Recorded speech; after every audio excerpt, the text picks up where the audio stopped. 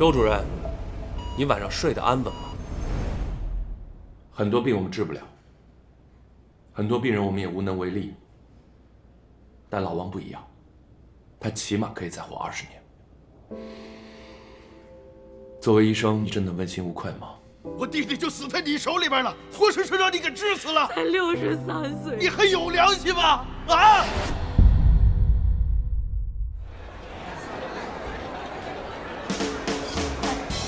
这里来了，给那个买点啥？听领导指示。好，来来来。田姨，哎，小林。我来把芹菜吧。好嘞。哎，李叔，这西红柿怎么卖啊？4块5一斤。那么贵？哎呀，不贵了，哎，就咬上上的。行吧，那我来2个。今儿老规矩，2个萝卜馅儿的，2个豆腐馅儿的。今天不用胡萝卜，光豆腐的就行。哎呦，豆腐这给我没了。来，豆腐还要多久？豆腐还有5分钟。5分钟，5分钟，热乎的。行，没问题。等一会儿啊。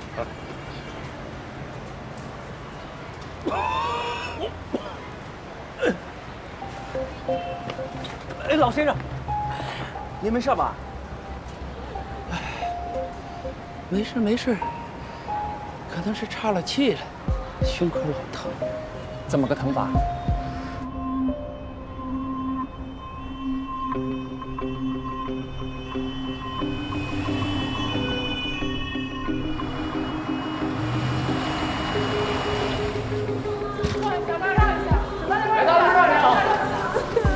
有高血压、糖尿病吗？高血压他有，糖尿病没有。他这种急性心梗，大概率是要装支架的。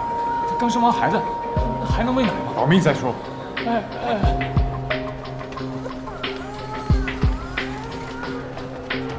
我这肋骨断过2根，打那以后落下毛病了，天儿一变就疼，缓缓就好啊，缓缓。出那么多汗，我给您看看，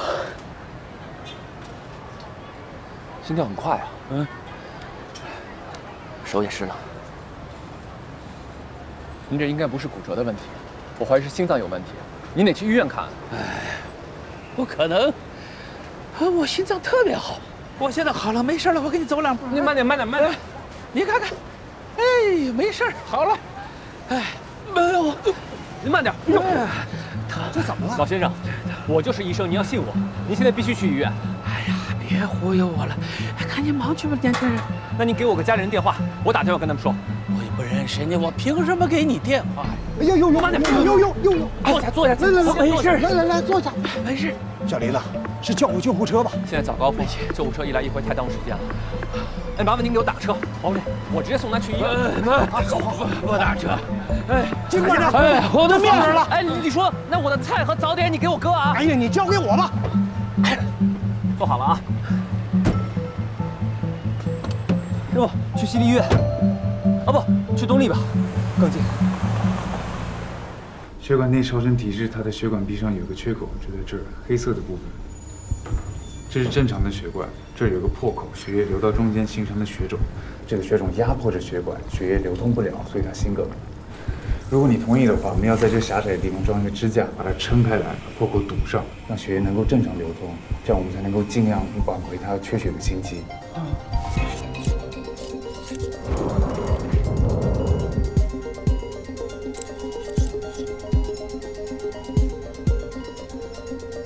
支架到位，电影打起来，12个压力12、 14、14。好，可以，这。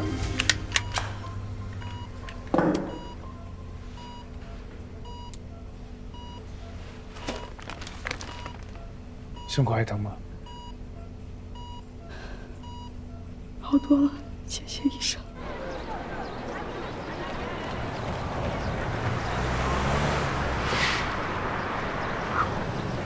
钱我转给您了啊，谢谢。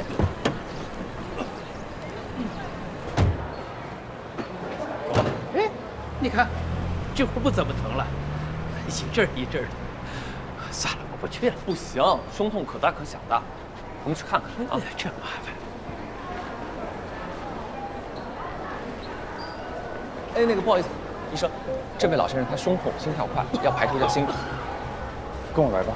好。哎，大夫，我真没啥病，算了，我不想看了。来都来了，您看看才安心。好吧。哎呀，真麻烦的。老先生胸疼，怎么个疼法？疼几天了？哦，老先生他自述胸口闷痛3、5天，然后活动后加剧，肩背、脖子等其他地方都没有疼痛的情况，没有高血压和糖尿病，今年63岁，吸烟40年，没有过敏史，没有既往心脏病史。哦，对，他胸骨曾经骨折过。哎，你是？啊，我也是医生，碰巧遇到了。行，老先生这儿来，经理，快。对，躺床上。哎呀，来做个心电图。好了。哎呀，喂，周大夫，邱医生。稍等。那现在呢？把衣服往上撩。行，那这样，你先打120，然后把他扶起来，给他吸氧，我马上就回来。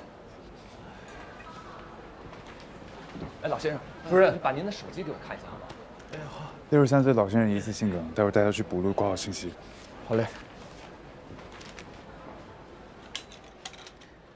行了，这个上面有我的电话号码，如果你有需要，可以给我打电话。哎，谢谢小伙子啊。那个，周医生，那老先生就拜托你了。他脾气比较倔，您多费点心。知道。拜托啊。哎呀，大夫啊，我这会儿一点都不疼了，我真没什么病啊。到医院就听医生安排。主任，王老先生的挂号信息现在有了，血报告出来了吗？我现在去催一下。王老先生，你这个心电图显示心肌缺血，导致你心绞痛反复发作，这就是有心梗的风险了，赶紧搬入院，我们安排给您做造影。造影？我就想知道，我这次检查到底要花多少钱啊？按照医院规定，先交15000的押金。15000？你们这是什么检查？要花这么多钱呢？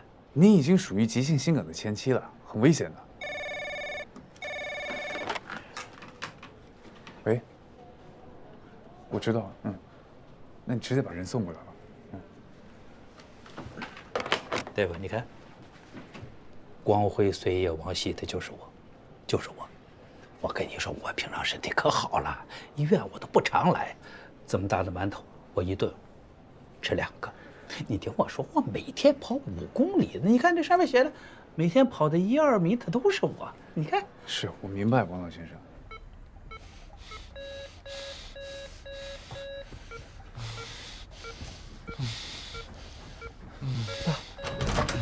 哥，起床的时候还好好的，刚吃2个早饭就摔桌子底下了。听诊器。好。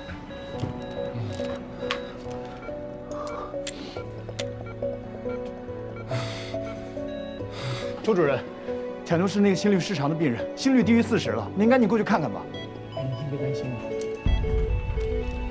主任，异丙升压多品用了吗？用了，但是效果不太好。医生，他又晕倒了。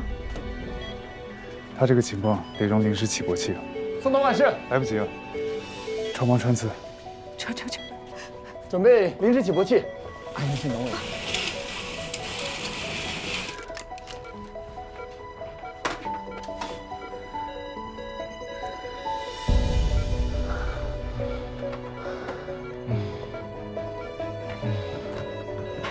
拿药箱。好。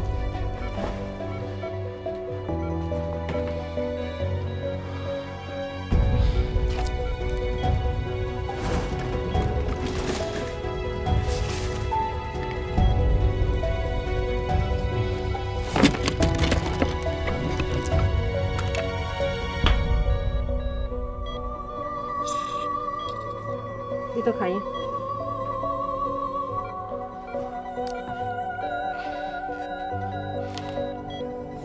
扎特针。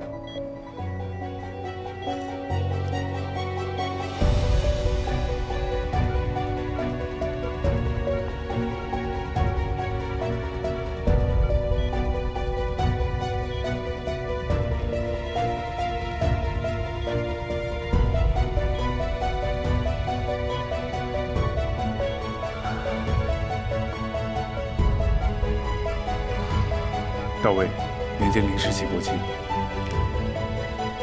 心率60，意识调到1。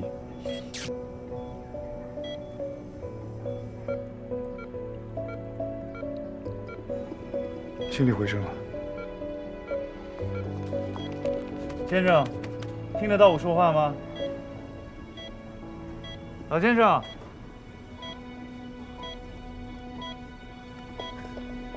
谢谢，谢谢。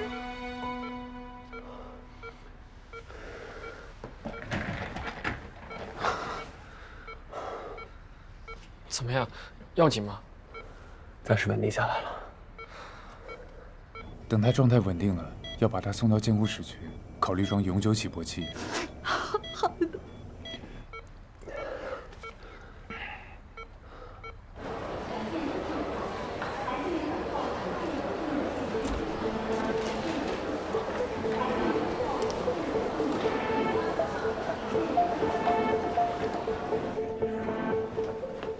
哎呦，大夫，您可回来了。那老先生呢？啊，走了。情况已经控制住了，所以就不用去医院了。阔心病有遗传的可能性，你自己平时也要小心。你哥阔心病已经8年了，像他这种情况，我明白，我明白。不好意思啊，让你白跑一趟。理解。那我们先走了，辛苦。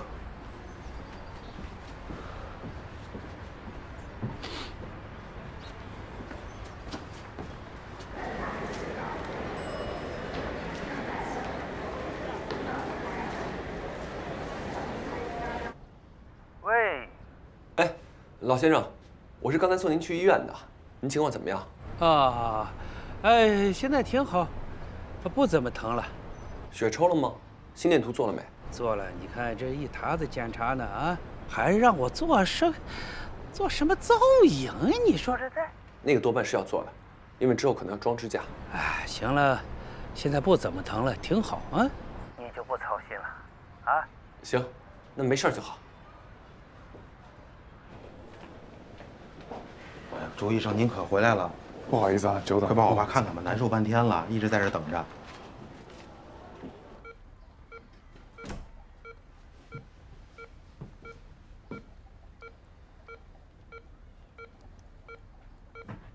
嘘，睡着了。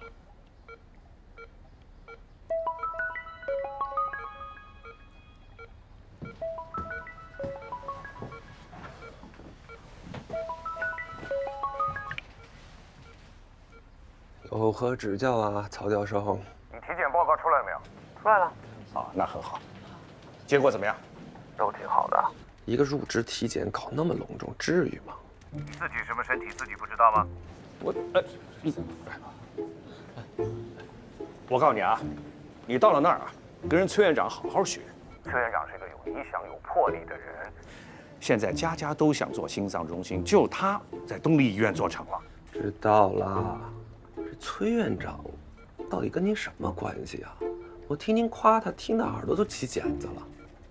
而且您为了他的心脏中心，还把得意门生给逐出师门，您还真舍得呀？你少平，我告诉你啊，明天是你在东丽入职的第1天，你小子像点样，别像在心里的时候这么吊儿郎当的。知道了，不会给您丢人的。老曹同志放心吧，啊。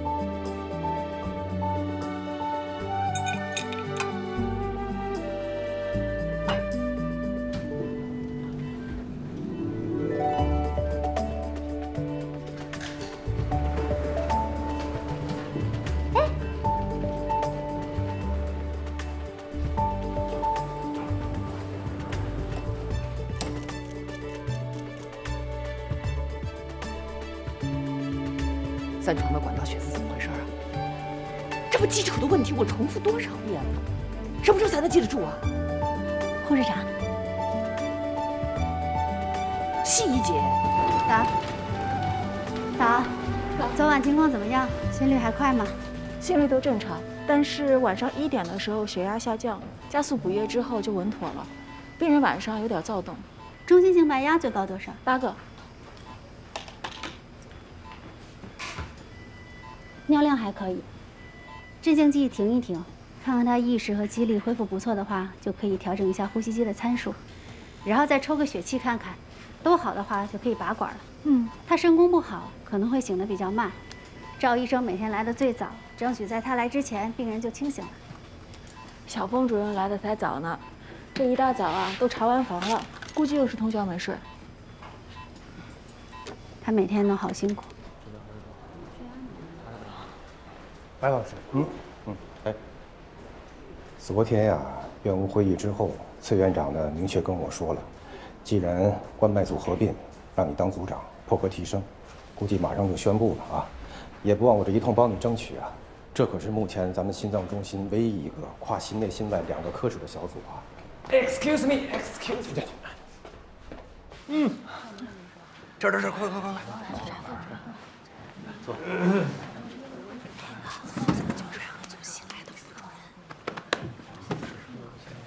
走啊，周主任，走。 7号床位啊，恢复的还不错，气色高。早，崔院长，早，孙子。早。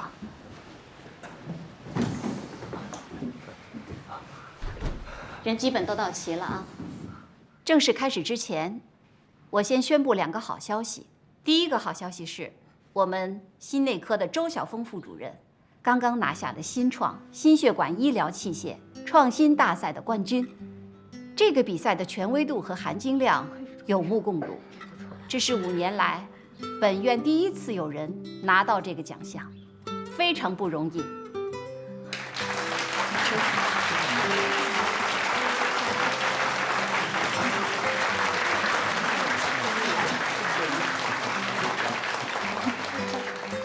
原本院领导的想法是，想给心内科的医护团队绩效加分，但是既然我们现在都同属于一个心脏中心，所以我争取了一下，我们整个心脏中心心内、心外、监护室、护理组所有医护人员，每一个人都可以绩效加1分。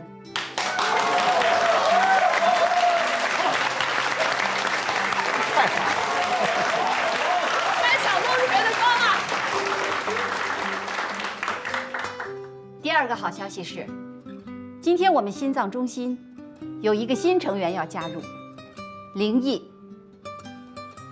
大家好。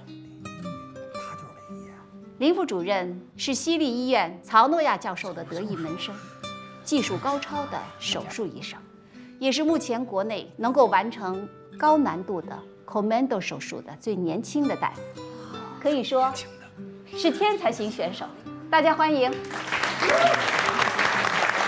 北疆林大主任。周医生，那老先生就拜托你了。他脾气比较倔，你多费点心。知道。拜托啊。你不和大家说2句吗？啊，我整2句。大家好，我叫林毅。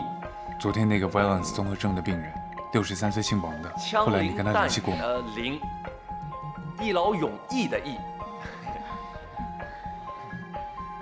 初来乍到，多多关照，有事儿没事儿一起开刀。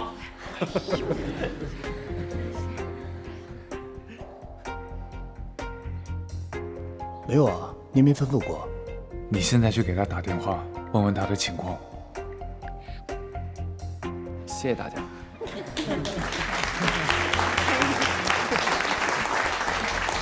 林毅，我给你介绍一下，这位是心外科的江俊明主任。江主任。这位是心内科的白吉主任。白主任。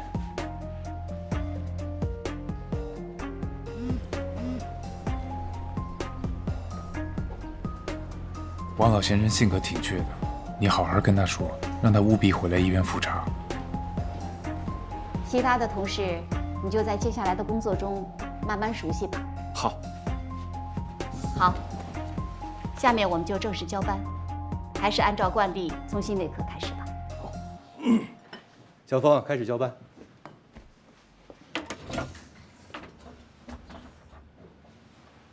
心内昨天新入院3位病人，第1位91岁老年男性，2年前装过支架，胸闷憋气，6天入院。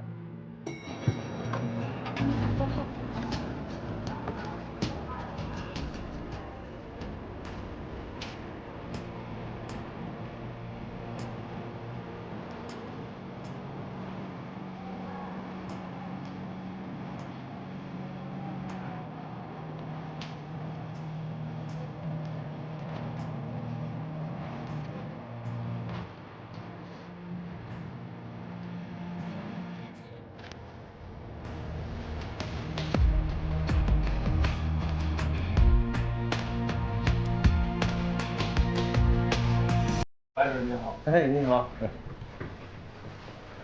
小高15床什么情况？15号床病人下皮心梗，送来的时候心跳很慢，我们给他装了临时起搏器。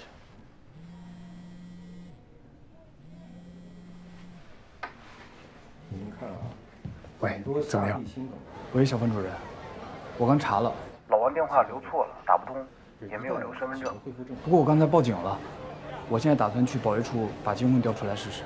如果在医院的话还好，要是出了医院大门的话，恐怕比较难找了。这个上面有我的电话号码，如果你有需要，可以给我打电话。哎，谢谢你啊，小伙子。你先联系保卫处，我再想别的办法。而且临时起搏器呢，要放置时间过长，很容易引起穿孔。白主任，有点急事啊，去吧。所以说，一旦心跳稳定下来了，就需要尽快拔除了啊。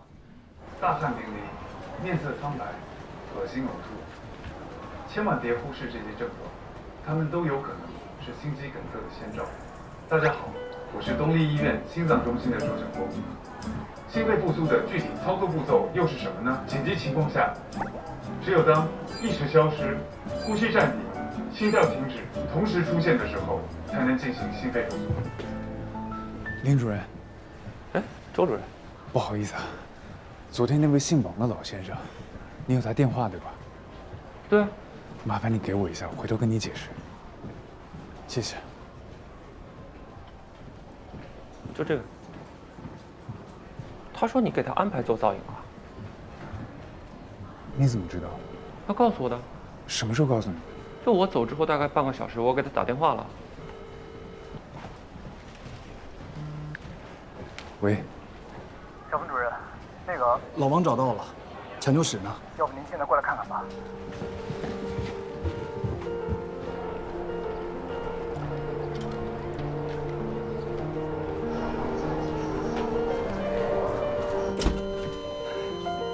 主任，过来。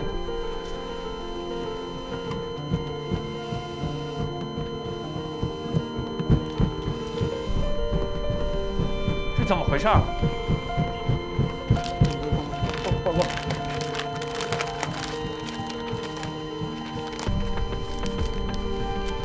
办了半个多小时了，宣布死亡吧。这怎么就宣布死亡？人上午还好好的呢，你想想办法，你们医生肯定有办法。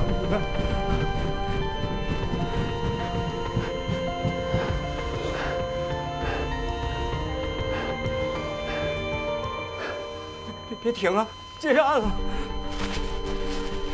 来。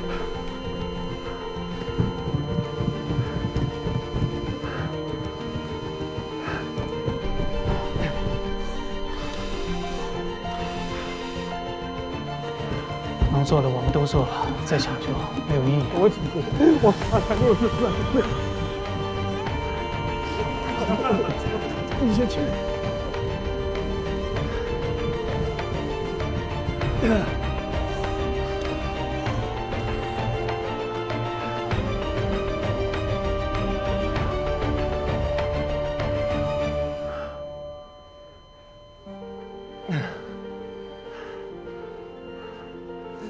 宣告死亡时间吧，家属见。爸。啊。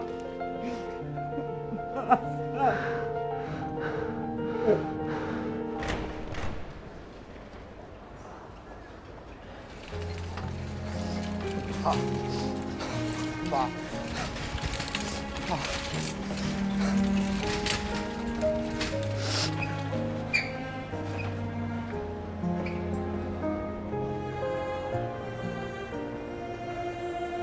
你等一下。为什么会这样？啊？王老先生拒绝治疗，自行离开了。所以，你就让他走了？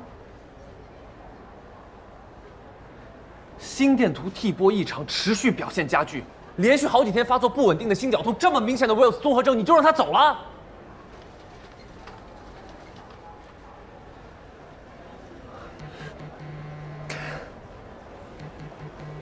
喂，我是江经理。江主任3号手术室2间半置换手术，病人出血不正常，我现在台上走不开，你马上过去处理一下。行，我知道了。你怎么当的医生？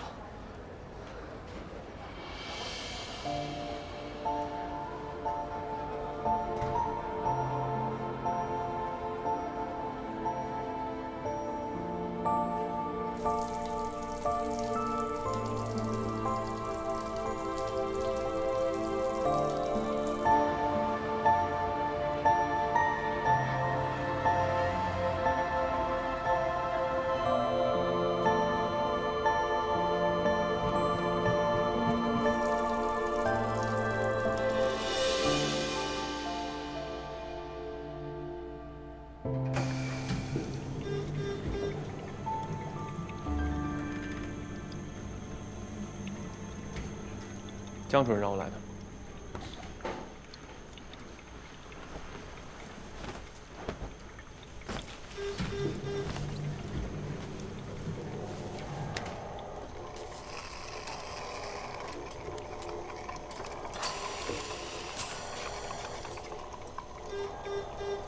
让我试试。行。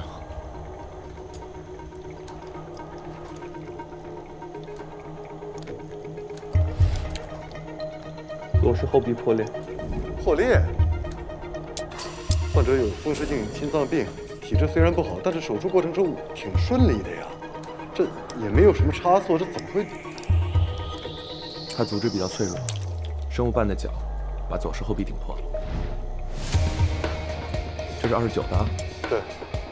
换个27，再拆个牛心包。牛心包。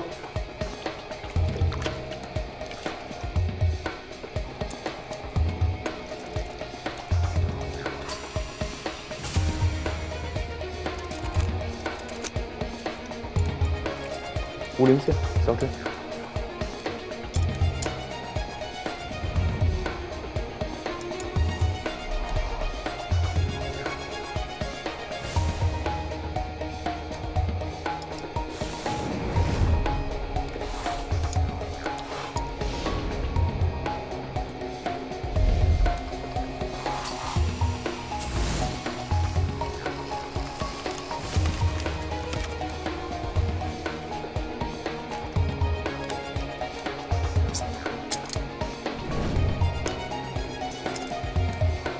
点滴流量。OK。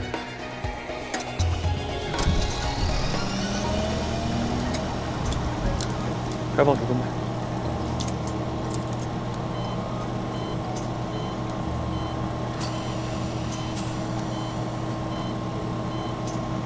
一切正常。辛苦了，林主任。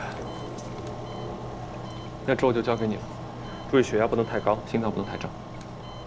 哎，兄弟，大恩不言谢，到时候请你喝酒啊。我不喝酒，不好意思。哎，中午带你去食堂吃饭啊，顺便认认路。可以啊。嗯。你跟林主任以前就认识啊？大学同学，以前本科的时候上下铺一起睡了3年呢。左室后壁破裂，9死1生，他处理的挺利索啊。难者不会，会者不难。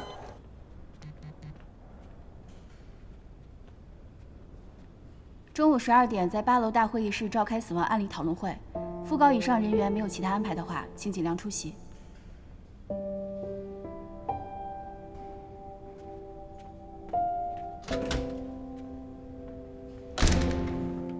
老先生当然是高位的不稳定心绞痛，但是不管我怎么劝说，他都拒绝接受进一步的检查和治疗。当时还有其他急诊病人需要我处理，等我回来的时候，他已经自行离开了。王先生的家属看到了病历卡上的就诊记录，他们现在不能接受的一点是，昨天上午，病人明明是到我们医院来了，却没有得到有效的救治。情况的严重性我都说明清楚了，我也反复强调了他有生命危险，但老先生怎么也听不进去。哎呀，医生啊，就怕碰到这样的病人，而偏偏这样的病人还真不少。你连自己的病都不上心，最关键就是信不过医生啊！啊，刘主任，我有一个问题，周主任为什么放他走了？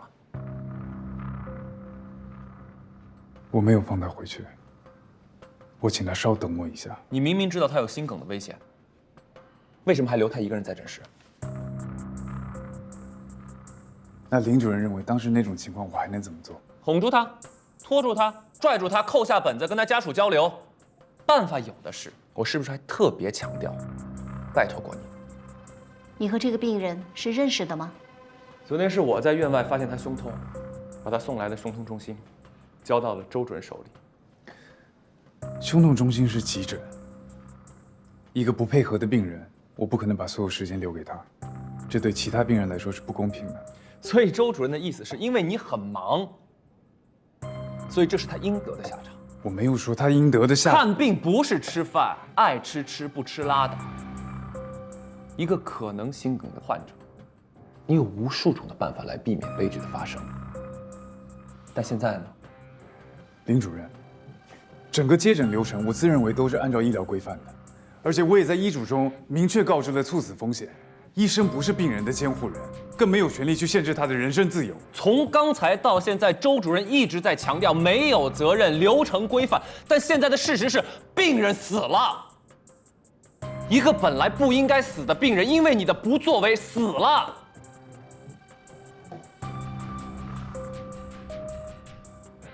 就算你说急诊室很忙，那我问你，从昨天到现在，你心里有1秒钟挂念过这个病人吗？就你这样当医生，但凡稍微……我们现在是研判病例，不是吵架。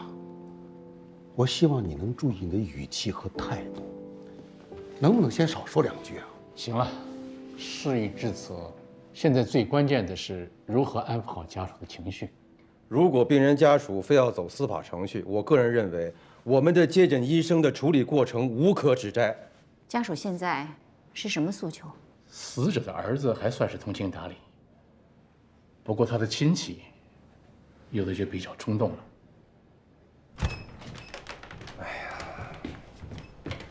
这老王的遗体啊，还在医院太平间，家属又不肯拉去殡仪馆，这件事情肯定还得再撕扯。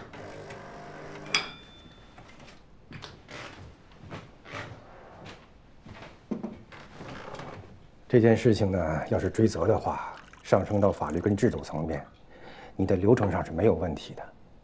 你已经充分告知、尽了提醒的义务了。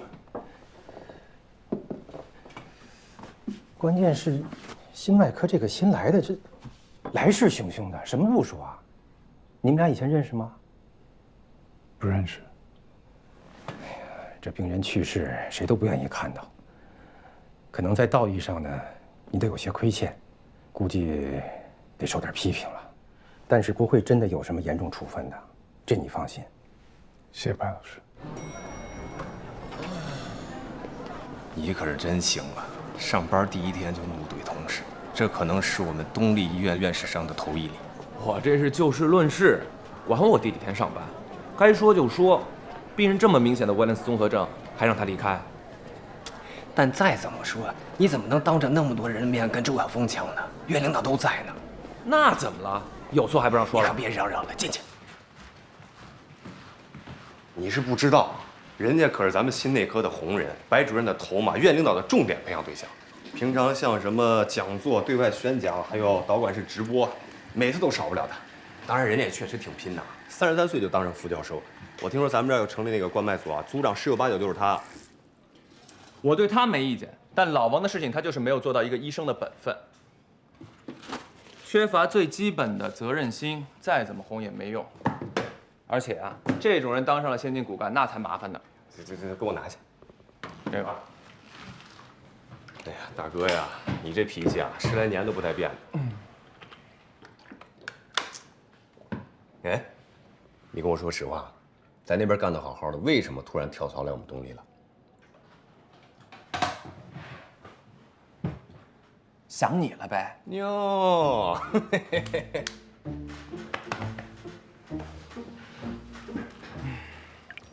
钱多事儿少，离家近，总得占一样吧？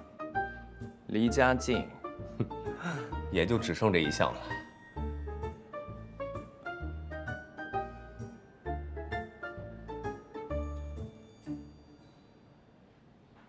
快，打电话把他叫过来。把人找出来。你找周医生有什么事儿？这有事儿，把人给我找出来！快点儿！哎，就是他，赵峰。你就是周晓峰是吧？我弟弟就死在你手里边了。好好的一个人，就来一趟医院，活生生让你给治死了。这就是你们的救死扶伤吗？今天你要不给我们个说法，我就跟你们没完。因为他们术后身体不舒服，家属闹事都闹到这儿来了。什么情况？那个死亡病人的家属啊，非要找小峰主任讨个说法，把他给围了。啊！我昨天已经跟死者家属沟通好了，对方也接受了我的解释。不知怎的，今天突然又变了卦，究竟是回去之后有的家属又有什么主意？不过这种事也常有。我弟弟好可怜，才63岁，还没抱上孙子，就这么没了。别激动，大姐，我当时明确告诉黄老先生他有生命危险，必须住院做造影，是他自己不同意自行离开的。你说这话你还有良心吗？你是医生，你什么都懂，我们老百姓不懂啊！你应该告诉他呀，他要是出去就是个死。我告诉他了，你肯定没告诉他。我告诉他，我有遗嘱可以给你们看，如果你们不相信的话，可以选择走司法流程或者尸检。你说什么？这是医生说的话吗？好好说话，不要冲动。你们的心情我特别理解。谁呀你？但冲动解决不了问题，是不是？我能不冲动吗？我弟弟人都没了。你们都是老王先生的家属，对吗？我是他大哥。嫂子，这是他儿子。我怎么不关心他呀，大白？这会儿埋怨我干嘛呀？你埋怨我没用。他来东江1个礼拜，我家里外头我什么都没让他操过心。平时身体挺好的呀，我世贸他们每天我都带他体检。大白，你别骂我了。当时是你送你父亲来医院的吗？是啊。你是什么时候发现他不舒服的？昨天早上，我爸跟我说他一晚上没睡好觉，躺下以后就上不来气儿了，说胸口疼。然后呢？然后我就跟公司请假，我说要带他上医院，谁知道一站起来就倒下了，就怎么喊都。那你打120了吗？打了呀，我马上就打了。接线员是怎么说的？跟我说，让我别着急，做好准备工作。教我按压胸口。120来之前，我一直在给我爸按。老白，你别老怪我，知道吗？我那是我爸，我能不着急吗？我按的我人都没劲，我都瘫了，他就没反应，你知道吗？胸外按压是很耗费体力的，一般做几分钟就累得不行了。就算是我们医护人员，也会轮流做的。从头到尾你都没做错什么。你父亲发病之后，你反应很快，一点时间都没耽误，处理的也很合理。并且送到了最近且最好的医院。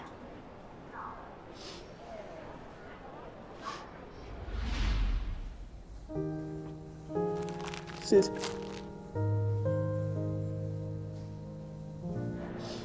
就算时间倒流，也没有人能比你这个儿子做得更好。你尽力了。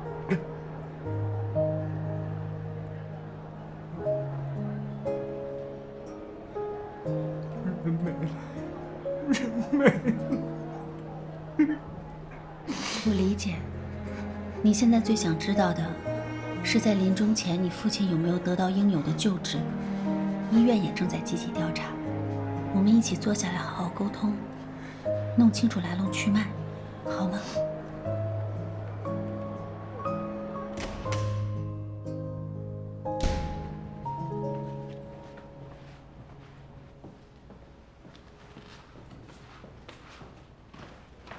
晚上你睡得安稳吗？